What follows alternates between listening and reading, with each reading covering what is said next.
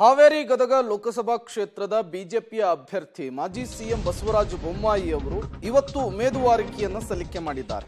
ನಾಮಪತ್ರ ಸಲ್ಲಿಕೆಗೂ ಮೊದಲು ಬೃಹತ್ ರೋಡ್ ಶೋನಲ್ಲಿ ಬಸವರಾಜ ಬೊಮ್ಮಾಯಿ ಅವರು ಭಾಗಿಯಾಗಿದ್ದರು.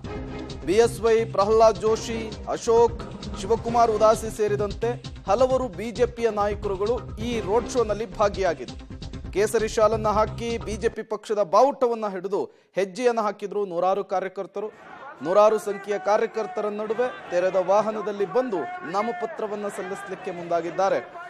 ಮಾಜಿ ಸಿಎಂ ಬಸವರಾಜ ಬೊಮ್ಮಾಯಿ ಅವರು ಹಾವೇರಿ ಗದಗ ಲೋಕಸಭಾ ಕ್ಷೇತ್ರ ಈ ಬಾರಿ ತೀವ್ರ ಕುತೂಹಲವನ್ನು ಕೆರಳಿಸಿರುವಂತಹ ಕ್ಷೇತ್ರ. ಬಿಜೆಪಿಯ ಅಭ್ಯರ್ಥಿಯಾಗಿ ಬಸವರಾಜ ಬೊಮ್ಮಾಯಿ ಅವರು ಉಮೇದುವಾರಿಕೆಯನ್ನು ಸಲ್ಲಿಕೆ ಮಾಡಿದ್ದಾರೆ.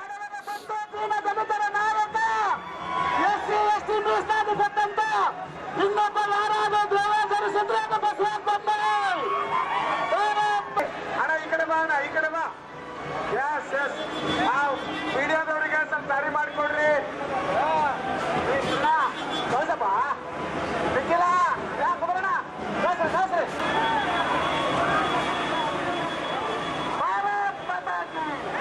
ಸಾಗರ ರೂಪದಲ್ಲಿ ಇವತ್ತು ಜನಸಾಗರ ಹರಿದು ಬಂದಿದ್ದು ನಾನು ಕೋಟಿ ಕೋಟಿ ನಮನಗಳನ್ನ ಬರ್ತೇನೆ.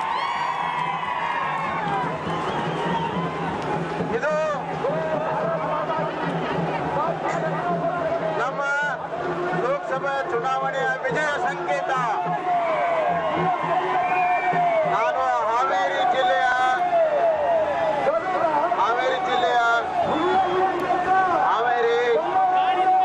ಹಾನಗಲ್, ರಾಣೆಬೆನ್ನೂರು, ಹಿರೇಕೆರೂರು, ಬ್ಯಾಡಗಿ ಮತ್ತು ಗದಗ ಜಿಲ್ಲೆಯ ರೋಣ, ಮುಂಡರ್ಗಿ, ಶಿರಟ್ಟಿ ಮತ್ತು ಗದಗ ಈ ಎಲ್ಲ ತಾಲೂಕಿನಿಂದ ಬಂದಂತ ಎಲ್ಲ ಮಹಾಜನತೆಗೆ ಮತ್ತೊಮ್ಮೆ ಕೋಟಿ ಕೋಟಿ ನಮನಗಳನ್ನು ಸಲ್ಲಿಸಿ ನರೇಂದ್ರ ಮೋದಿ ಅವರು ಮತ್ತೆ ಪ್ರಧಾನಮಂತ್ರಿ ಆಗಲೇಬೇಕು. ಅಬ್ಕಿ ಬಾರ್ 400 ಪಾರ್, ಅಬ್ಕಿ ಬಾರ್ 400 ಪಾರ್. ಚಂದ್ರ ಇರೋದು ಎಷ್ಟು ಸತ್ಯವೋ ನರೇಂದ್ರ ಮೋದಿ ಪ್ರಧಾನಮಂತ್ರಿ ಆಗೋದು ಅಷ್ಟೇ ಸತ್ಯ. ಕರ್ನಾಟಕದಲ್ಲಿ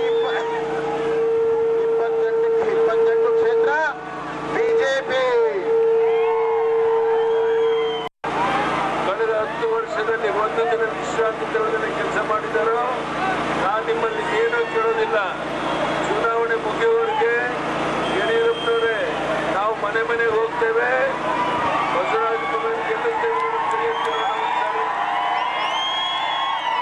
ಆ ಕೆಲಸವನ್ನು ನೀವು ಮಾಡಿದ್ರೆ ನಮ್ಮ ಬಸವರಾಜ ಬೊಮ್ಮಾಯಿ ಅವರು 2 ಲಕ್ಷಕ್ಕೂ ಹೆಚ್ಚಿನ ಅಂತರದಲ್ಲಿ ಲೋಕಸಭೆಗೆ ಆಯ್ಕೆ ಆಗೋದು ಯಾವ್ಯಾವ ಸಂಶಯ ಇಲ್ಲ. ಸೂರ್ಯ ಚಂದ್ರನು ಎಷ್ಟು ಸತ್ಯನೋ